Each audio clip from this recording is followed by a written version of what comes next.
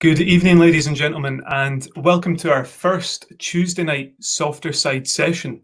I hope you're all doing well tonight. I hope you've had a good start to the week.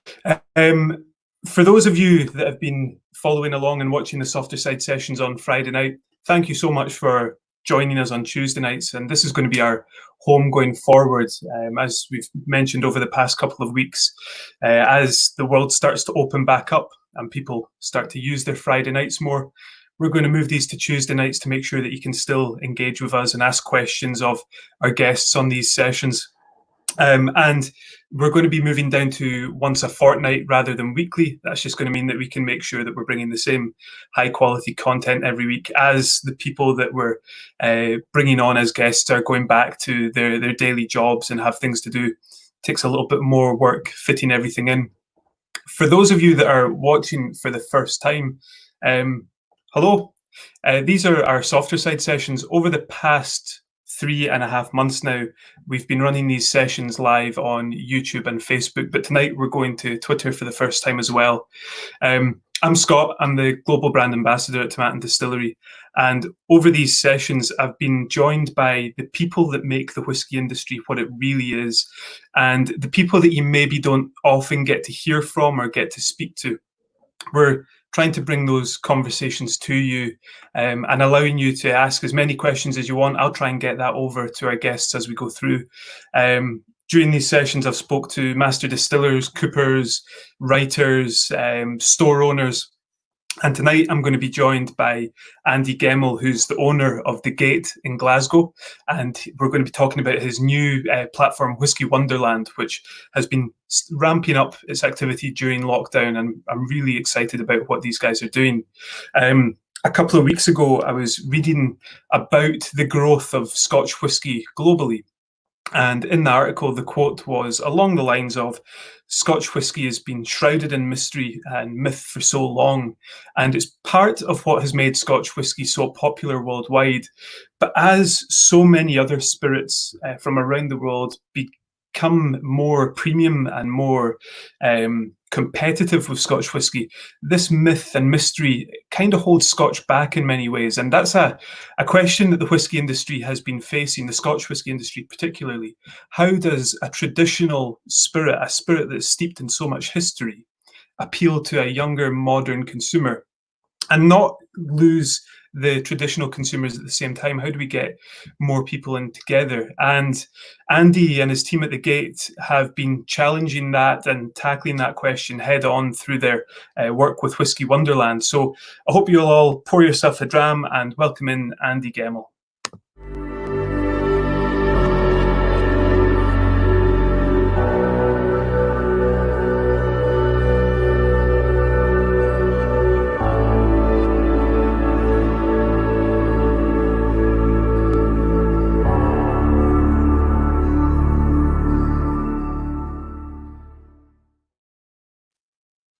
Andy, how are you, sir? Hi, Scott. Really good. That was a lovely wee video. I like that. I was getting all caught up in it with my dram. I know. It's part of the big video that we have at the visitor centre. It's quite a nice anthemic sort of video, but it was a very, very easy way of making this look a little bit more professional when we were trying to figure out how the internet works at Tomatin a few months ago. So it's funny, I was on a hangout, like a live stream like this with the guys over at Arran Distillery, and Andy mentioned that the first couple of minutes of the show are very much where we pretend that we've not been speaking to each other for 5 minutes before we've gone live. But how are you? How's things? How's lockdown been? Yeah, it's been okay. I've got to admit that I struggled for I keep myself very busy. I'm a very kind of active person, as in my brain, like I need to do it. So if I'm being brutally honest, I really struggled for that first little bit. I attempted gardening.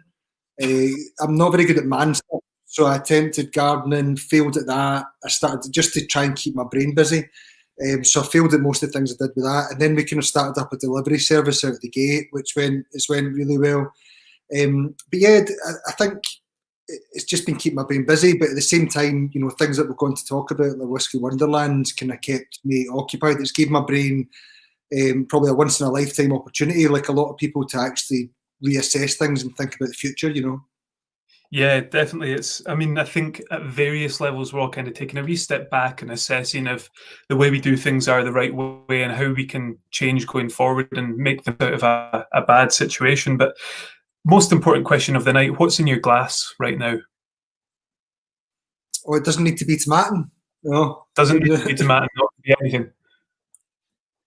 I've got Highland, but if I did have it, because we've got it at the bar, I love your the port finish, the 14-year-old, but I've got in my cupboard, I just grabbed Highland Park. Highland Park's one of my go-tos, so I've got a wee Highland Park now. It seems to be a classic pub whiskey in Scotland. You know, most places you go around the world maybe don't have Highland Park on the bar, but it seems to be almost across Scotland. You can see it anywhere. Yeah, no, it is. I mean, I used to work for Edrington for a long time, so I've always had a bit of a soft spot for it, you know, that compared to the big kind of Rolls Royce machine that's Macallan, you know, I always really had a soft spot for Highland Park. And it is one of those, I mean, I know they say it, but, you know, the wee bit of smoke, sweet, it's just one of those whiskies, especially at the pub, where you're working at the pub, you can kind of bring people on to maybe after they've been drinking a certain style of whiskey for so long and not blow their face off, you know, it's just a good solid dram. Aye, yeah, it's an all-rounder really, a proper single malt of single malts. But now, normally when I've been starting these, I think we're on to our 14th one of these sessions now, and I normally ask people how they got into the whiskey industry, what their journey through whiskey has been. But when I was reading your bio beforehand, it is extensive. We could talk about your career for the whole duration of the show. It is remarkable. You've pretty much if the Scotch whisky or the hospitality industry in Scotland had a Hall of Fame, you'd be a future Hall of Famer there. So I'm not going to ask you how you kind of got into whiskey. What I'm going to ask is why you love whiskey. Right, okay, why I love whiskey. Thank you very much. And by the way, I love this. This is a great thing you're doing as well, just so we can nice. But this is where we're being nice to each other. But yeah, no, why I love whiskey. It took me a wee while to love whiskey, and I'll go into that in a bit more detail. But why I love it, and it's a strange one because it's what you were saying earlier on. It's that mystique, and I know it's something we have to address, but that's what got me into it. It's why I love it, and I've travelled. You know, I was quite lucky to work across categories over the years. Cognac, all these other categories that are seen as aspirational, if you like, if that's the right choice of words. But for me, we've just got it, and I know I'm Scottish, but it was one of them things that it was just a light bulb moment that, you know, I just love it. And then, but as I say, it did take me a wee bit of a while. I was in my kind of mid to late 20s before I properly get into Scotch, if I'm honest. And was there a particular whiskey that kind of had that light bulb effect for you, or was it just a general build-up of various experiences? Well, no, because I kind of started as like I was, believe it or not, I was a footballer. Like I played football, and then my career finished when I was quite young, and ended up working in my uncle's pubs down in Greenock. And this is back in the mid '90s, and it was all blends. That's how I kind of, and it was all the old guys coming in there, have half and half, and kind of getting that way. And it was just never on anyone's radar below the age of 60 years old. You know, we maybe had 2 bottles of single malt. Again, mid '90s, single malt wasn't really, you know, there yet with that. And through the years, I kind of then went to work in a couple of bigger kind of groups, TGI Fridays and stuff. I was one of those flair monkeys, and Scotch still, you know, especially single malt, still wasn't the thing. But while I was doing that, you know, the Tom Cruise flair cocktail stuff, while I was doing all that, I got an amazing opportunity to stay in the Middle East, sorry, not the Middle East, the Far East for about, I think it was about 6 months, 8 months. I don't know, it was a bit of a blur. But I basically went to places like Taiwan, Hong Kong, I went to South Korea, and I used to just do shows doing this because this is when it was really popular. And there was a moment when I went to Tokyo, so I'd never been to Tokyo, I'd never been out of bloody Scotland before, and I found myself in Tokyo. And I was in this bar, and if you've been to Tokyo, it's all tiny little bars and very professional kind of bartenders. You know, this guy was called Mr. Oshi, and he was like a legend. And I was a professional bartender, but I'd never seen bartenders in this light before. And I had a translator with me and everything else. And Mr. Oshi said he's got to drink whiskey. And I was like, oh, for God's sake, you know, like you know, because I'm Scottish, you know, you've got to drink whiskey. And I think I must have been about 26 or something at the time. And Mr. Oshi brought out a solid block of ice from the bar. And he chipped away a big chunk out of it. And he started chipping away at it, and he was moulding it, and he created this kind of perfect cricket ball size sphere of ice. And then he put it in a clamp on the bar, then he drilled a hole through the middle of it, and he picked up a bottle of Macallan, just to go back to that, because it was in Asia, and he picked up this bottle of Macallan, and he poured the whiskey through a funnel through the sphere of ice, and it all came up the side. And it was the combination of this precise professional bartender and the fact about the whiskey. It was just like a really bizarre moment. It was like, and I sat and had that whiskey over ice, and I just thought, God, why did I know nothing about whiskey? And then as soon as I got home, I then made it my kind of, because I'm quite an obsessive person, I then made it my kind of obsession to learn as much as I could about single malt. Yeah. Do you know, it's actually quite interesting that over the last few of these sessions, when I've been asking people how they got into whiskey, there's been a remarkable amount of people who, for a living or whatnot, did travel, and they came into Scotch whiskey by virtue of the fact that they knew that at some point they're going to have to talk about it and things like that. So that's you're by no means an outlier on that. It's quite an interesting thing that so many people get into whiskey, almost in terms of having to represent Scotland. Yeah, and I think seems a lot of places. I think if you go anywhere that has a national spirit, especially for the younger generation, it's just too close to home. It's not sexy, it's not attractive, and that could be cachaça, it could be any sort of national spirit, and it just maybe takes sometimes a wee bit of age, and to realise you've got this right on your doorstep. Yeah. I mean, that's the case with all of these things in Scotland. You think of some of the incredible scenery that we've got on our door, but when was the last time, like, I'm half an hour away from, maybe 45 minutes from Loch Ness, and I can't tell you the last time I went to Auchard Castle, whereas there's people that spend their life savings travelling to see that, and it is just I think it is very much a case of not appreciating what's on your doorstep because it's too easy to have access to, and that applies to drinks as well, right? Oh no, without a doubt, it's always been the same. I think and that's the thing. I think we give ourselves a hard time as a nation, and as a kind of nationality. We're very hard on ourselves, and I think a lot of we're starting to get that pride back into it again and really understand what we're all about. Because same as yourself, we've been very lucky. We've travelled the world, and people freaking love Scotland, right? Like, you don't actually comprehend until you travel to the Caribbean and you travel to these places that you think, oh, they've probably never heard of Scotland, and they're obsessed. I mean, Argentina, I don't know if you're lucky enough to travel to Argentina, but holy smoke, man, they've got Scottish schools, like they've got like this real affiliation with Scotland, and they're just fascinated by the whole thing, That's insane. No, I've not been to Argentina yet. Hopefully I'll get there at some point, but it's something that you come across all the time, and I'll never forget the first festival that I did, and I think it was actually in Canada, and there's a pipe band walking through this whiskey festival. Like, people love Scotland more than we love Scotland, which is quite a weird situation to be in.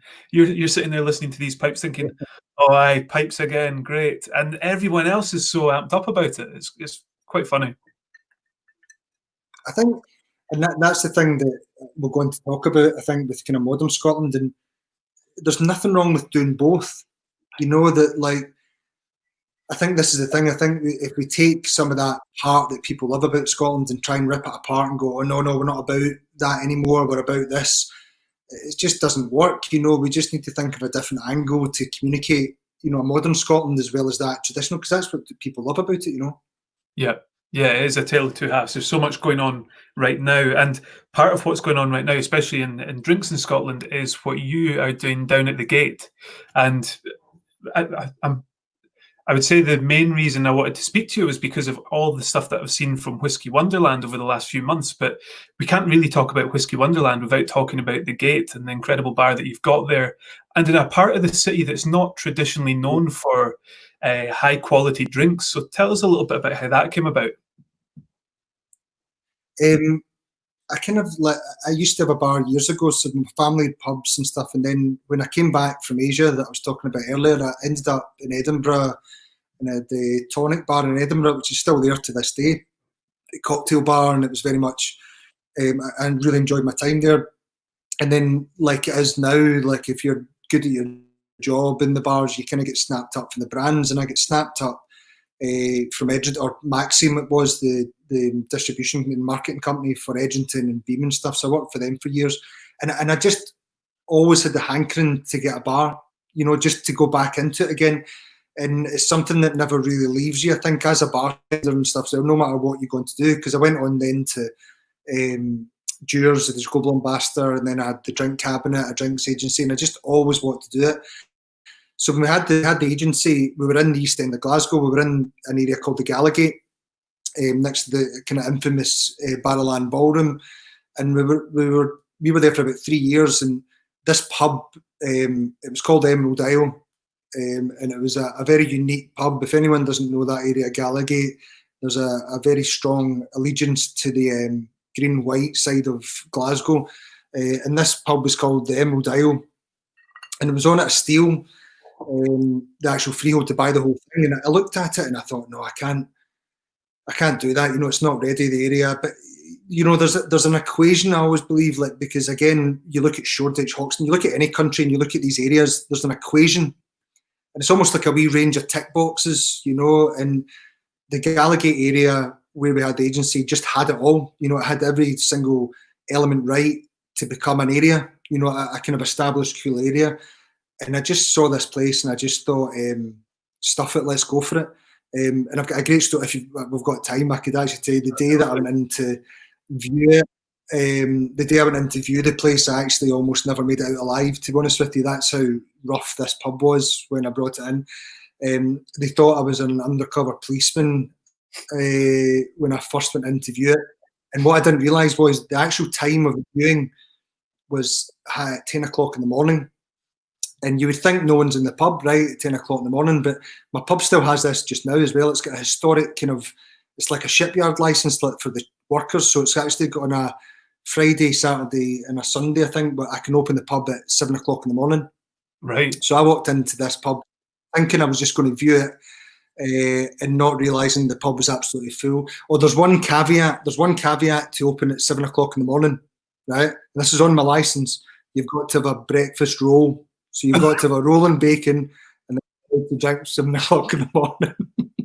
So I walked into this place at 10 o'clock, and there was every hood in Glasgow looking at me as I was trying to view this place. But the weird thing was, it actually spurred me on. I grew up in quite a working class background. You know, it kind of spurred me on more to do something. And the next day I put the offer in and bought it, but I actually didn't open it for 2 years. Right. What happened was the roof nearly came in, so we could actually do a whole section just on the gate, to be honest with you. The roof nearly came in, the building was falling apart, and it just kind of took a long time to get it that way. So I left the drink cabinet at the start of where I am now, last year, and just dedicated myself to rebuilding this pub, because there's been a pub on the site for 200 years. Oh, wow. Next year. So it's 199 years old, 200 years next year, and it's a fascinating history about that whole street, you know, around. And I've always been obsessed with pubs. I've worked in cocktail bars and everything else, but I grew up in pubs. And one of my biggest motivations with the gate was to create a modern pub, you know, and all the great things, because I feel like it's been lost a wee bit, the idea of a great Scottish pub. And I think that it's something that I just really wanted to kind of revive in a kind of modern take. And yeah, it's been really good. I mean, obviously we've got a couple hundred whiskies, big focus in whiskey cocktails, big focus in, but it's more than that. The gate is, we're fully dedicated to but just great Scottish hospitality. That's all I ever talk to the guys about, is just how you make people feel. Because you've been in great pubs, right? You know, a great pub, it's got that feeling that you just can't write down. It's got nothing to do with the offering. It's got nothing to do with the lighting, nothing to do with the music. It's just got to do with this feeling, and that's what I'm trying. I've not got there yet, but we'll get there. Trying to replicate that feeling within a pub, and it's been great. The area's amazing. The locals welcomed me in. Once they realised I wasn't an undercover policeman, they were totally fine with me. And it's been great ever since. I've absolutely loved it, and it's been really well received by locals and by the Glasgow kind of trade. They're probably still wanting you to open at 7 o'clock in the morning. That's why they've been so welcome to you. I know, they've been great, because obviously you've got the Barras Market across the road, so you've got that's going to be 100 years next year as well, 100 years old, the Barras Market, which is a kind of iconic street market and indoor market in Glasgow. So we've put a lot of effort into the local area, the local community, connecting all them up as well, and really trying to, because it's not gentrification. That's another thing you can't say down the Gallagate. You can't say gentrification. We're evolving what we already have down there, so that's the key. And if you're ever there, or if anyone listens ever there, then please come down, not just to my place, but just to come down and see what we're doing down there. It's great. Yeah, so it's interesting because I don't get down to Glasgow as much as I'd like to nowadays, and especially at the moment. But I was very fortunate to come in at the start of the year when we had the ambassadors get together. I popped in for that, and I think, like you say, it was very clear that hospitality was at the core of it, and it wasn't. It was exactly what you say. It's not a bar. It's not a cocktail bar. It is a modern Scottish pub. It has all of those cornerstones, that sort of atmosphere where it's all about people together rather than what's going on at the bar. It's about the experience of drinking with friends and things. So it's an incredible place. And I'm seeing already lots of people. I think you're very much preaching to the converted, but there's a lot of people planning popping in. And Gregor, who's one of them, and he's been watching these streams regularly, has asked, can you expand on curating and planning the drams when rethinking the back bar? What went into developing that whiskey list? So it was a funny one. So there was a couple of leading things at the start. One was price, and price actually went into the way we kind of lay out, and I'll go into that. But we wanted to make it accessible, and we wanted to make it. So the way so I'm trying to explain this way because my brain goes round in circles with it. So we wanted to base the collection so that we could take the guest on a journey, right? So basically, we didn't just base it on just getting some great whiskey in and that's it. It was thought out in a way that, so if we chose one whiskey, right, we were going like that, where could we take them after that, or 3 drams after that? On a kind of journey. So that's how we base a lot of our customer service at the gate, is either within one evening, say you're coming in and you're having 2 or 3, 4 drams, where's the journey we're going to take you? And maybe even if you're coming in maybe in a repeat visit, how can we kind of do that? So that was one thing, was to create a list that was affordable, as in every single range affordable. So you still could get a classic dram, but you could go up in price from it as well. And the other thing was then based on flavour. So that was the idea that we could tell a story and actually take people on a journey through the kind of guest interaction. Because I didn't hire geeks. I didn't want whiskey geeks working in the pub. I hired people that had a passion about whiskey, and probably at the start of their journey in whiskey, because that's who we get into the gate a lot of the time. The proper whiskey guys go to the Bon Accord, or they'll go to the Pot Still. We seem to have cornered a market of possibly the new generation that are getting into whiskey, and they're kind of nervous and they kind of want to be taken. So our guys are, very kind of adequate at being able to talk to them in layman's terms. We've actually even got a jar at the side of the pub, which is it's not a swear jar. It's actually just a shitty chat jar, which is any chat of fermentation, phenols, anything like that. The bartenders have to put money into the jar if they mention any sort of kind of wanky whiskey chat. So anyway, back to the whiskey collection. There was price, flavour. So just to tell a quick story, we set it up first of all in flavour for the back bar. So 200 whiskies, and we put it into a flavour profile, right? So if you're looking at the back bar, you had light and sweet, you had, floral, and then it kind of went right round to big and powerful and smoky. And it didn't work because the punters were getting in. We have to start realising that actually they want us to talk to them. It's Scotland, it's whiskey. They wanted interaction. People just looking at a back bar, I argue that unless they really know what they want, they'll just order that. But if they're wanting to see what they want to talk about it, and it's recommendations all the time. So we moved away from the flavour profile and we put them back into regions, which I don't believe regions is right, but as in flavour profile, it doesn't work anymore, but it works as in communicating to guests about the region. Right. And then one of the key points of what we did was that we put tags. So every bottle in the gate has tags around it with a little coloured dot on it, different coloured dots. And in the menu and on the side of the bar, there's a chart, and that's the pricing of the whiskey. So we put them all into whiskey rather than the price. So you look at it and it's got a green dot on it, it's £4 a dram. If you look at it and it's got a pink dot on it, it's 20 quid a dram.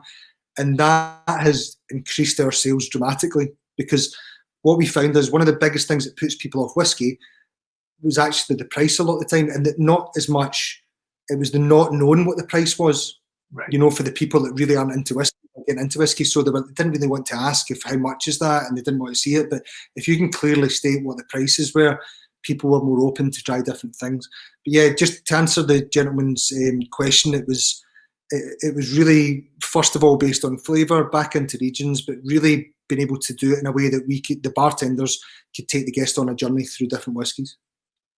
That's really interesting, because something you touched on a few things there that I wholly agree in. So I've always said that whiskey geeks can make incredible communicators in the right environment, but in the wrong environment, they're not very good at introducing whiskey to newcomers, because it can very often be a case of, let me show you what I know rather than what do you need to know. So it's really cool that you've come at it from that approach, from the staffing side of things as well. And something else you touched on, one of my biggest gripes right now, and it's something that I say quite a lot, so apologies to anyone that's hearing this again, is the regions and how much importance we place on them from a flavour point of view. Because like you, maybe at some point in time they did have meaning, and you could make the argument that the biggest distilleries in the region still tick that box in terms of flavour, but distilleries by their nature nowadays are so much more experimental that even in one distillery's range there's a broad spectrum of flavours, let alone the next distillery along the road, and so on and so forth. So it's interesting though that still plays such an important role in the conversation. Yeah, and that's the thing, and I still think there's a place for it, and because, like, if we're going back to what you were saying at the start, that I don't see that, you know, people like, oh, the regions are pointless and you can't have them. I'm kind of like, yeah, when you talk about flavour, I agree now they're pointless, because you're right, within a portfolio of whiskies, there's not many now that have a house style that runs through the whole range, you know, so that argument's kind of gone.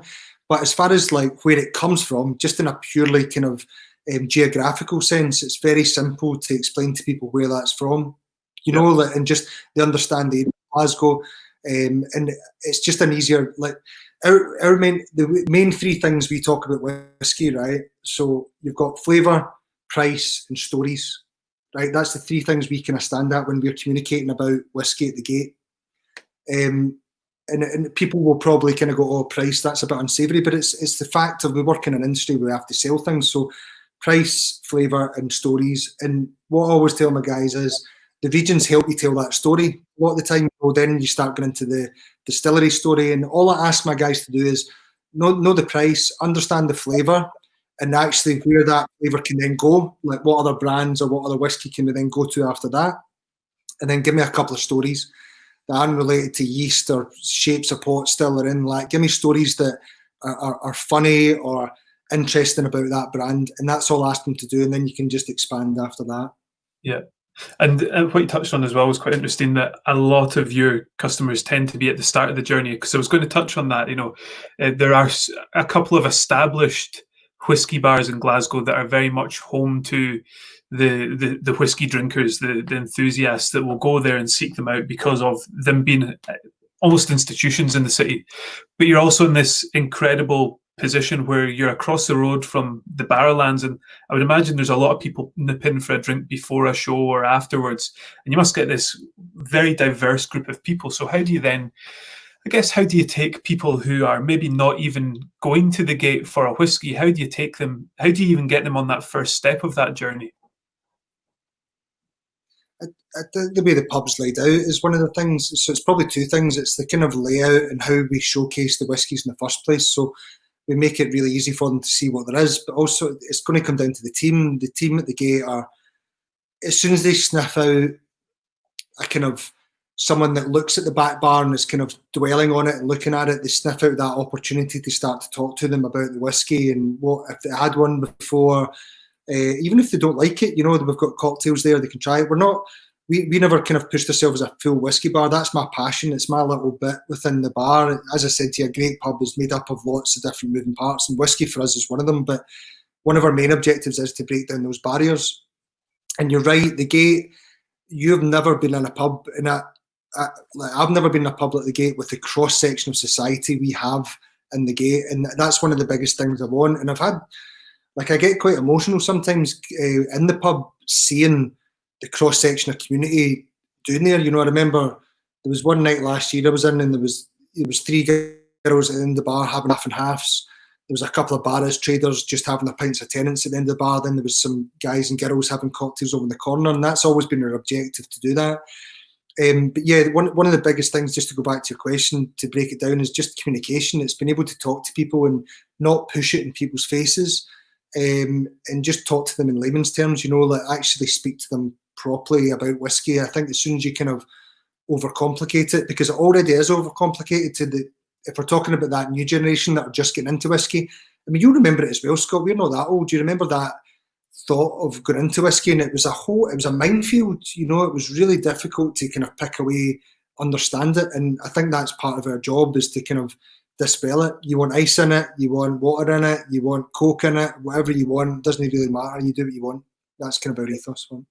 Yeah, and I think touching on that first sort of my first experiences of it as well, and trying to learn a little bit more, you're right in that one of the biggest barriers was the fear of having to ask how much it was, you know. So the way you've got that set up with the little color-coded menu is absolutely ideal.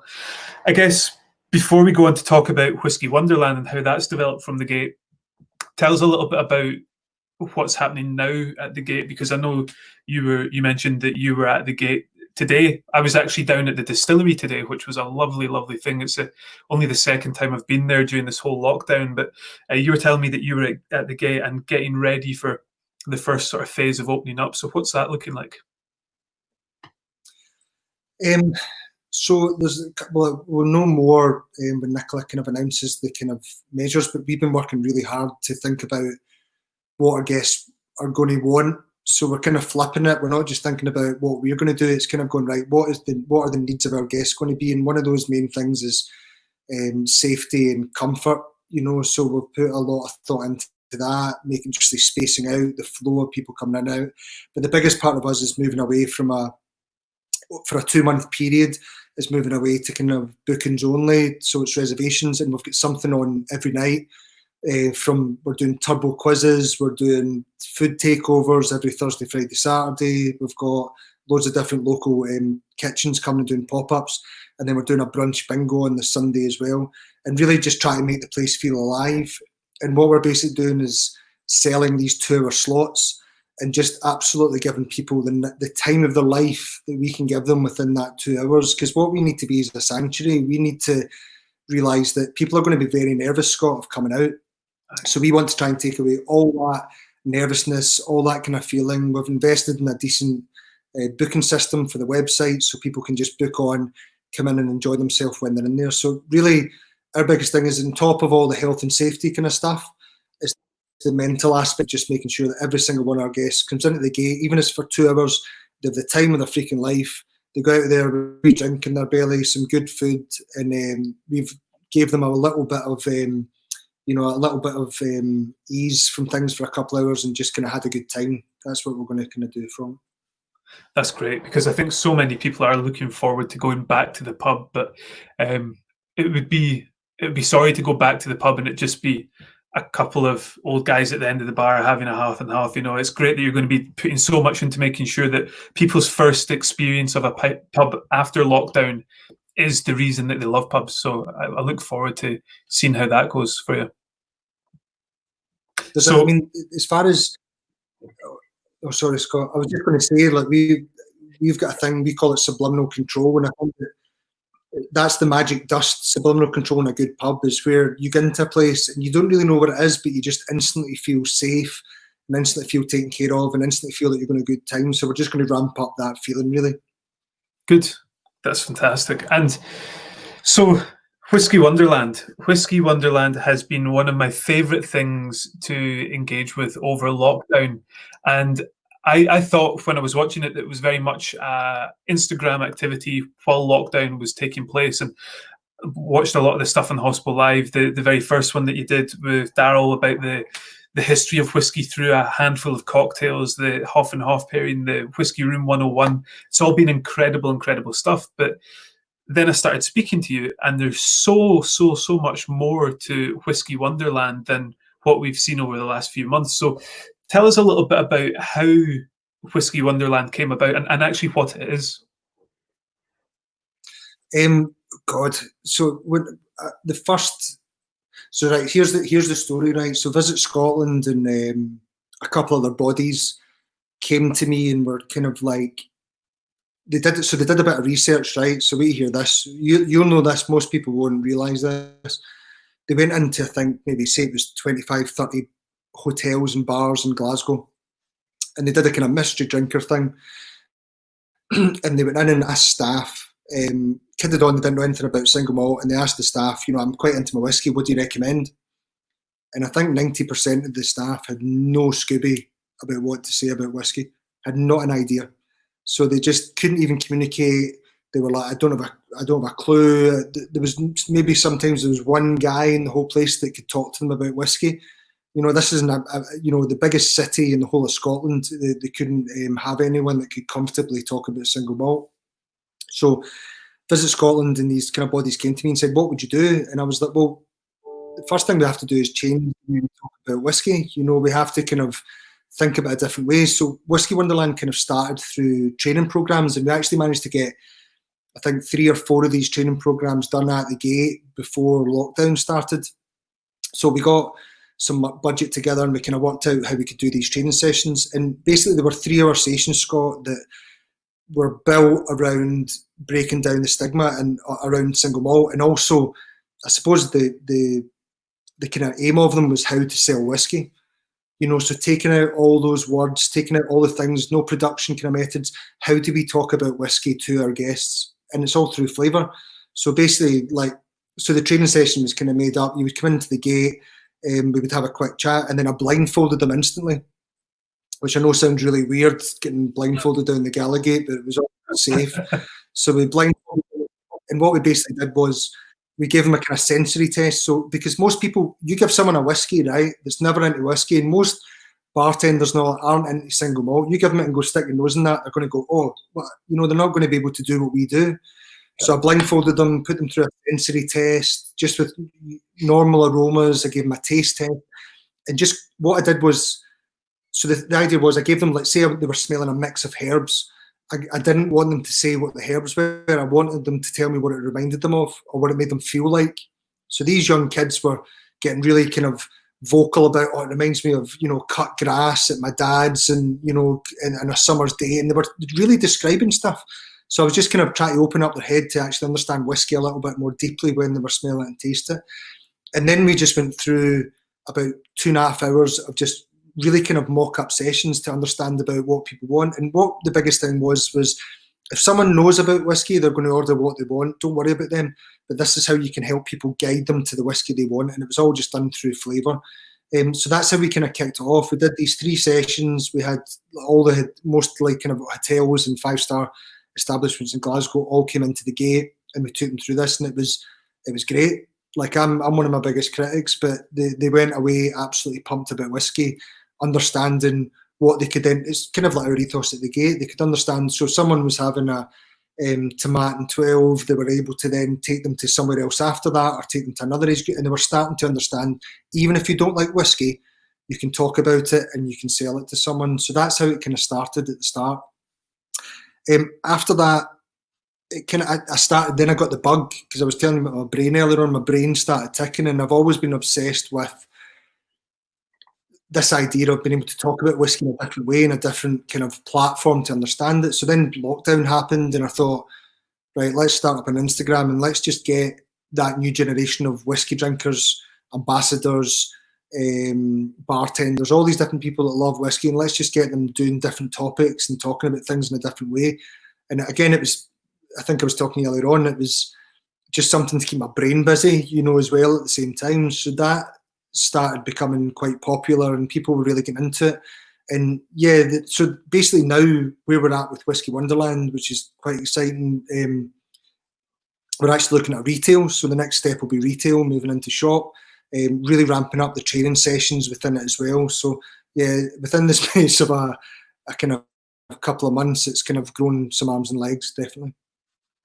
And I mean, there's a lot to pick into there, and the point that Shay has made in the chat there is an interesting one, that the fact that this training is coming from an independent base rather than from a brand, because obviously my role when I'm going in is kind of I kind of go in with the approach that there's already a level of Scotch knowledge, and my job is to tell them where tomatin fits in their wider knowledge of Scotch. But what you touched on is, to an extent, is quite alarming how little the hospitality industry in Glasgow and probably wider Scotland knows about whiskey. And what, I guess my question on that is, what do you think the reason for that is? Do you think that's a lack of training and a lack of investment in staff from the hospitality industry, or is it a problem on the front of the brands and not communicating their story? Is there something inherently confusing about Scotch whiskey? I think it's a bit of both, Scott, to be honest with you. I think that hospitality industry is the job of a bartender, or even a floor person as well. Like, you know, it's never been kind of looked upon as an amazing job, and that's something that's getting better. But I think that, you know, the training by operators is pretty poor. And again, I think that's somewhere brands can pick up. And I think that something like that, we've not accepted any brand money. I've not got any brands involved in it at all, just for that one reason that you said, that it needs to be independent. It needs to be in a way where they need to discover themselves. Like they will eventually, after doing a Whisky Wonderland session, that they will then get into whiskey and discover and go to brand talks and go to everything else. But at the first point, you just have to get them to trigger first. You need to get them to understand what whiskey is and understand it in a basic term, then look into it. But yeah, to go back to your point, I think it probably is the two things. I think that the operators, as in managerial level and above, there's not enough investment in training. And I think the brands could actually get together and really help with that. You know, whether it's like, you know, the way that you would offer Wesset a lot of the time to people when you were in different companies. I think there's something that the whisky industry could do to really help with that. And it doesn't need to be brand led. If there's a bit of taking the kind of high ground with the brands and saying, right, there is a step one, like you were saying, they don't need to hear about the history of my distillery yet. They don't need to know all this stuff. There's actually a step one, which is to get them to feel passionate about the brand, about the category, and then we can start to introduce them to it. So I think that's probably one thing. And I think the second thing, you're right, it's an incredibly scary category, Scott, for people that are maybe at university doing a part-time job on the front line or anything else. So we really have to break it down for them to understand it in a simple terms, you know. Absolutely. And I think, you know, it's something that I noticed myself, because with my role, if I'm going and I'm hosting a tasting or something like that, it's because people are coming to learn about tomatin. So they've already got the enthusiasm, the whiskey bugs bit them. But occasionally I'll force myself to go and take a tour of the distillery, and not necessarily like the VIP tours that we're obliged to do as brand ambassadors, but to go in and in the middle of summer, get just a peak summer tour, the base level tour. And it's amazing when you're doing that, how much of the basics that you realize you overlook in your patter, you know. And it's something that I always try and remind myself of, is that there might be, no matter what tasting you're going to, there might be someone that has never heard the term malted barley before, and I'm trying to talk to them about peated barley, you know. So just being able to kind of reset your brain into going back to step one every so often, I think that's critical for the people in my position to be able to do that, because we can so easily get wrapped up in the geekery because we're geeks ourselves that we forget that there's a step one. And I think we're also in a bubble. Like, you know, we're in a bubble where we're surrounded by other people that know about whiskey, so you just take it for granted that people understand it. And if the category is going to grow even more, which it should do, because it's, you know, one of the most amazing categories in the world, if it's going to grow more in that new generation, then we have to break down some of those barriers that stick by, you know. And I think it's just the communication. It's just the way we talk about it sometimes as whiskey people, we will easily confuse people, and they just won't get into it, and that's what I'm saying back to the gate. That's one of the biggest things for us, is that language we use, the terms we use. How can we really get people to understand that, this is, everyone's welcome, to this. It's not just for, that guy that knows loads sitting in the corner. It's for everyone. Yeah. And I mean, something that I really like about what you are doing is you're breaking down the barriers, but you're also appreciating that tradition's there for a reason. And I think your very first Hospital Live session, where you did that history of Scotch through cocktails, kind of ties that tradition and modern together. It was a perfect balance.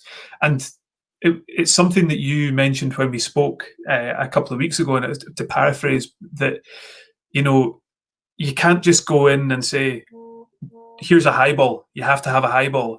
This is how you drink whiskey now. I mean, for a long time, there was very much the thought that you can't add anything to your whiskey.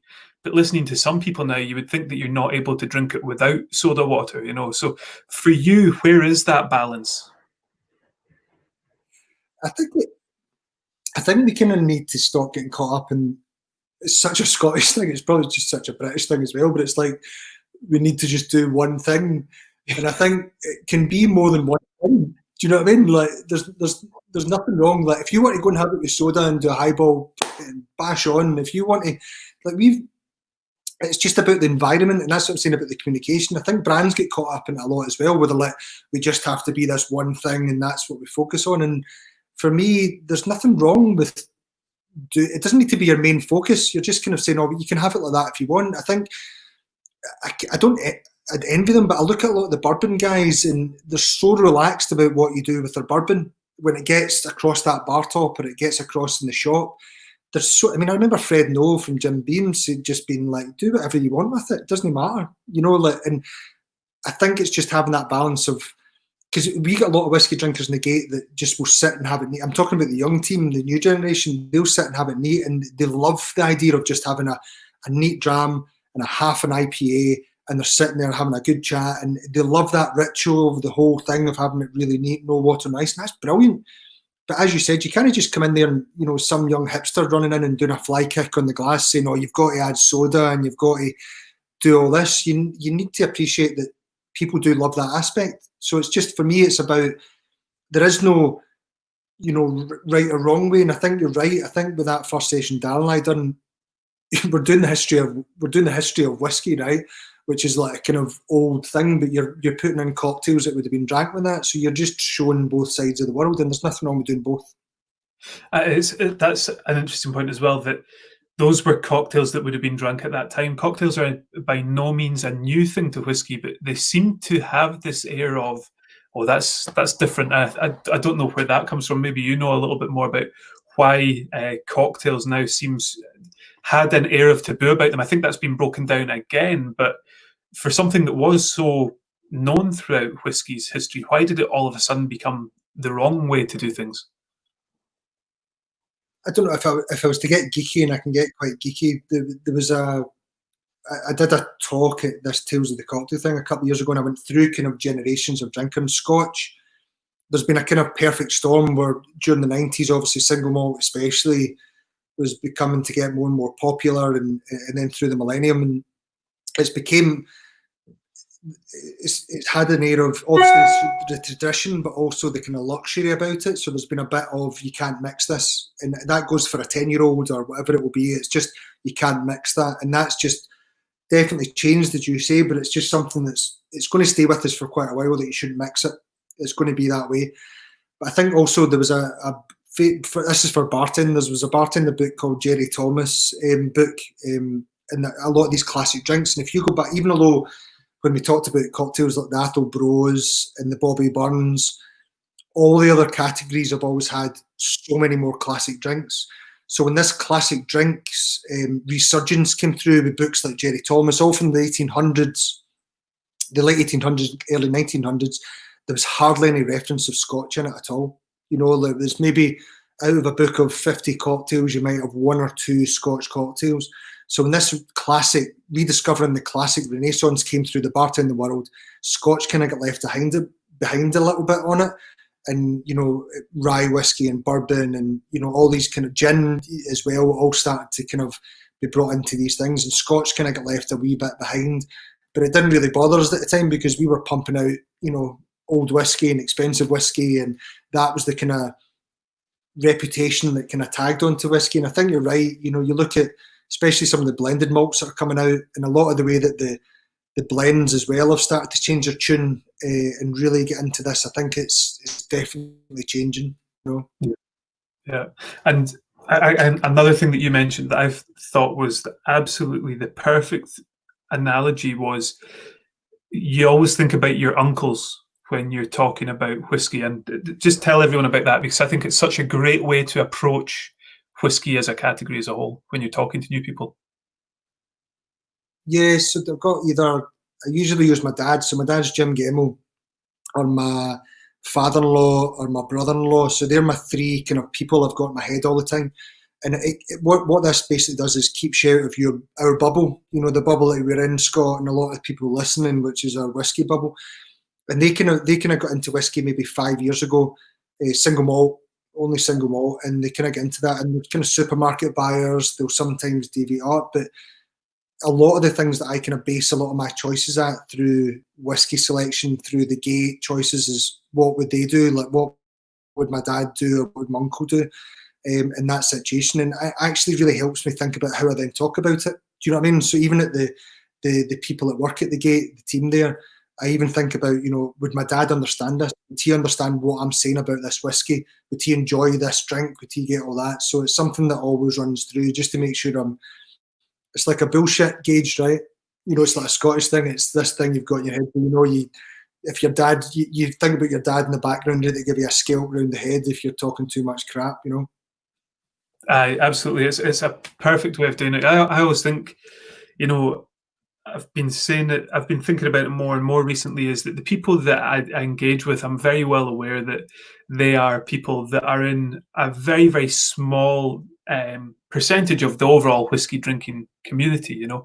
Now, that does not mean that their opinions or their needs or their demands are in any way to be overlooked, because it's the part of the whiskey market that I'm in, it's the part of the whiskey market that you're in, and actually probably everybody that's watching tonight is in that part of the whiskey market, and it's what makes it so interesting. But I think the reason that these two things tie together is that for Tomatin, as an example, to bottle a single cask or a really cool cask maturation, and for me to be able to come to you and answer your questions about fermentation lengths and things like that, we have to sell quite a lot of legacy in 12-year-old. And that's a small snapshot into the industry as a whole. For us to be able to satisfy the demands of this small group of real whiskey lovers, there has to be an understanding of the overall consumer.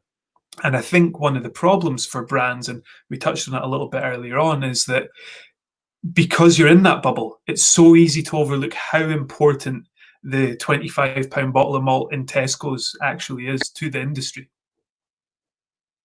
Without a doubt. And I think that like a lot of the people hopefully listening tonight, like, we need these people. That's the reason that, you know, single malt and Scotch whiskey is so admired, because people fall in love with it and they are passionate about it. Other than any other category, they are passionate and love the brands. And you're right, they're like your influencers, you know, they're your Instagram influencers, all these people out there that are influencing what we do. And we need that. What you kind of need for them, though, is to not get annoyed if you're going to deviate a little bit into something else. You're still going to get your cool bottlings, you're still going to get this, but do you know what? Let us talk to these other 90% of people. Let us just see if we can engage with them in a different level to get them into the category.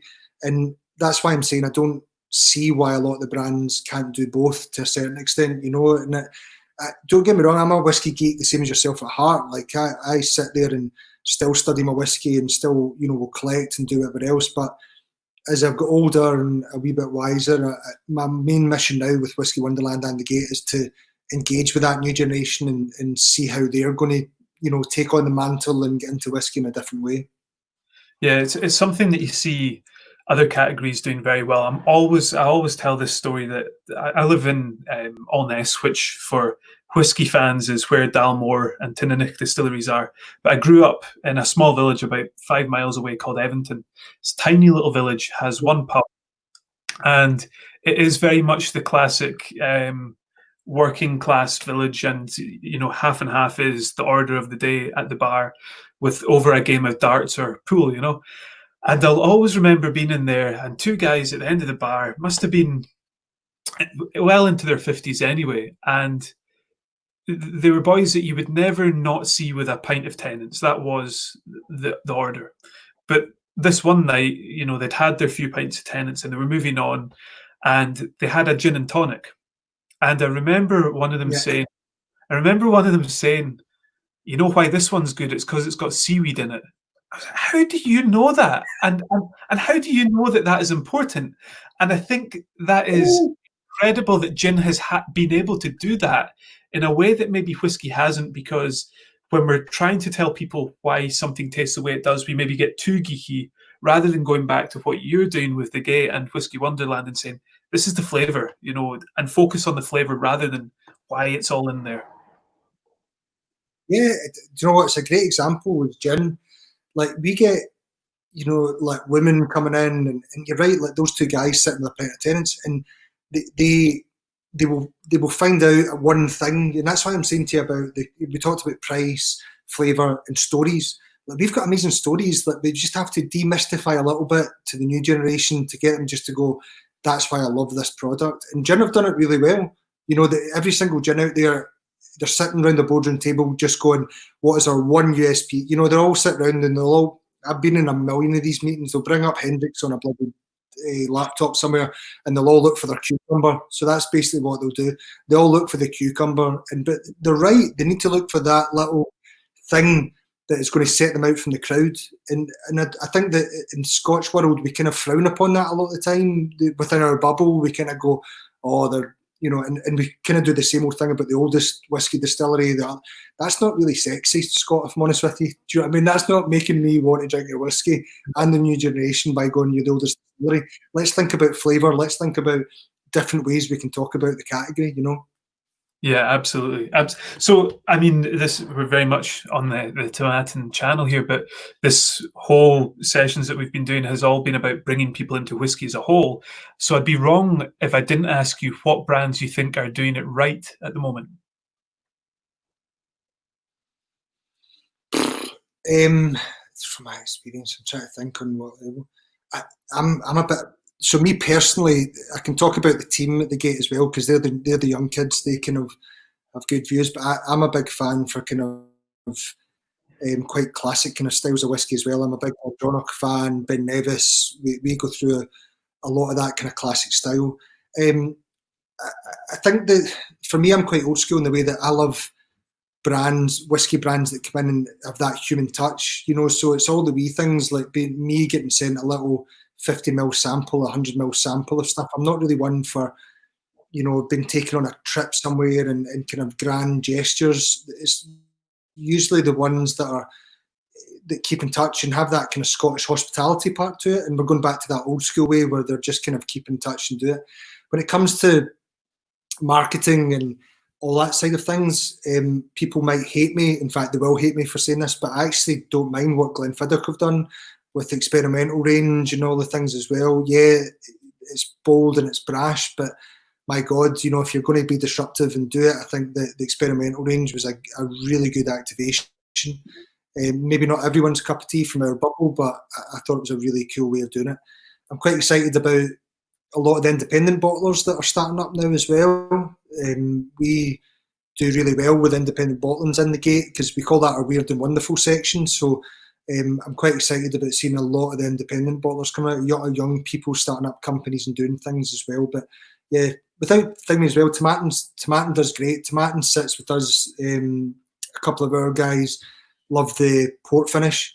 And again, it's something that becomes then part of their journey when they're taking them, because they all know the big players. Tomatin's one that sits within that one where people will be, oh, what's that? I want to try that. And they want to try something different. So it sits really well. Yeah. But yeah, no, there's the young team within the Gate. They love the independent bottlings. Again, they kind of shy away from the big kind of brash kind of things that are going on, and they kind of go for authenticity a lot of the time. So a lot of them love their more traditional kind of style distilleries. It's really interesting that you brought up Glenfiddich, because earlier this year we employed a new distillery manager, Janice, who came from William Grant's. She was working in the labs over there, and it was I was chatting to her today, oddly enough, and we were talking about Glenfiddich, and she was saying, we're both chatting about it and saying that there's something about the fact that it's the biggest that people like to dismiss it very quickly and have a cynical view on things like the experimental series. But when you dig into what the experimental series is and actually sit with a glass of it, it's incredible liquid, and it's doing exactly what you're talking about, which is talking about flavour and bringing in people into whiskey. Something like Fire and Cane is a great way of the market leader saying, we need to readdress the way that we introduce people to whiskey, and they've done an incredible job with it. Totally. I mean, there's a reason they're the biggest, Scott, right? Aye. That's how. Yeah. So no, we enjoy that. I like the innovation. Like, a lot of people cringe at a lot of the stuff that's out there, but innovation a lot of people don't always get it right with innovation. But I'm just loving that you guys do a lot of cast finishes and stuff like that. They're really popular within the gate, and I find that the even with talking about whiskey, the finishes are a really nice way to talk about whiskey and flavour, because you know what you're kind of going to get in these finishes, so that they're really popular as well within the gate. Yeah, I mean, we were talking about, I think that's the key when you talk about innovation. As much as we are talking about established products and established brands, the people that are making them are inquisitive and want to learn a little bit more and try new things. And we're talking about experimentation and various things we can do on a production side. And it's interesting that, and it might change over time, but it certainly seems to be the case that things like ingredients are much more easy to communicate your experiments with than processes. So say, for example, using different barley or different casks or something like that is much easier to communicate why it's got an impact on flavour than an extra long fermentation or a rapid distillation and things like that. And I guess that's been the case for a while, but do you think that'll change in time? Yeah, I think so, but I think as long as, like you were saying, I think as long as you relate it back to flavour, then it doesn't really matter. Just to go back to Jim Gemmell theory, like, I think as long as I put a dram in front of my dad and tell him, you're going to like that, it's sweet and it's got a wee bit of smoke to it, he's going to be like, all right, okay, I'll drink it, and that'll be him onto it. I think as long as you relate everything back to flavour, so if you're doing a 90-hour fermentation or you've added Chardonnay yeast, that's fine, but relate it back to what you're going to get in the bottle and relate it back to how the bartender can then talk about it. Do you know what I mean? So that they're able to relate it back to flavour, because we have one of the most diverse, categories when it comes to flavour within all spirits. No one comes near to us with the vastness of what you can get. Even we've got 200 odd whiskies. Like, it's incredible, and that, I think that's also what puts people off. But as long as you can simply talk to people about what they're going to get, it's like having a cocktail. As long as you can explain to them, what's this cocktail, and you say, oh, it's going to taste like Parma Violets. Bum, I know what I'm going to get. So as long as you're explaining what they're going to get, you can get them on board with what you're doing, instead of really getting into process. The processes are fine, and we love all that stuff, but everything needs to relate back to flavour. Yeah, and the experience of drinking it. That's so it, without a doubt. We've gone through this horrible lockdown period. Has that changed your approach to Whisky Wonderland and what you want to do with it compared to your original plan?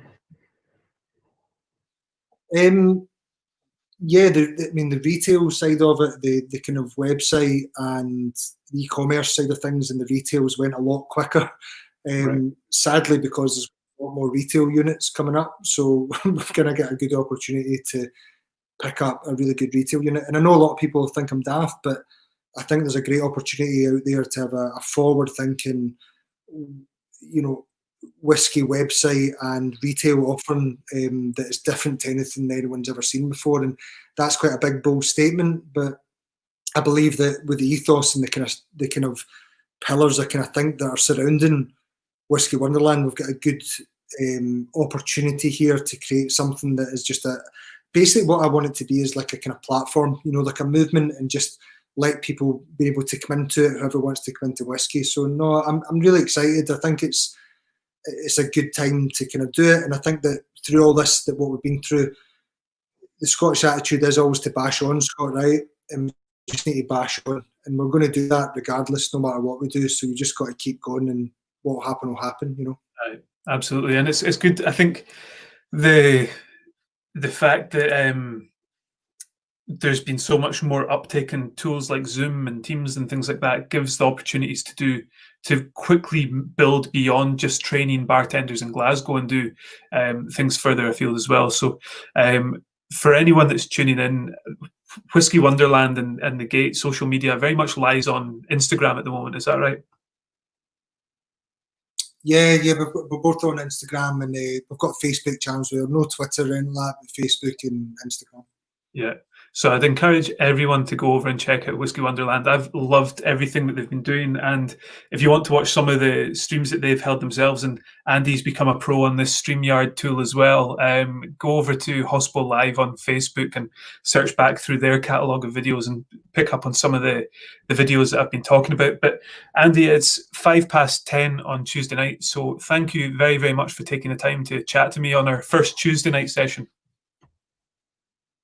Listen, thank you so much to Scott, to Matt, and thanks so much to all the team as well. It's a great thing you're doing, and to everyone kind of listening as well. Thanks so much, and we'll hopefully see you down the gate soon for a wee half and half. Absolutely. Can't wait. Cheers, Andy. Cheers, guys.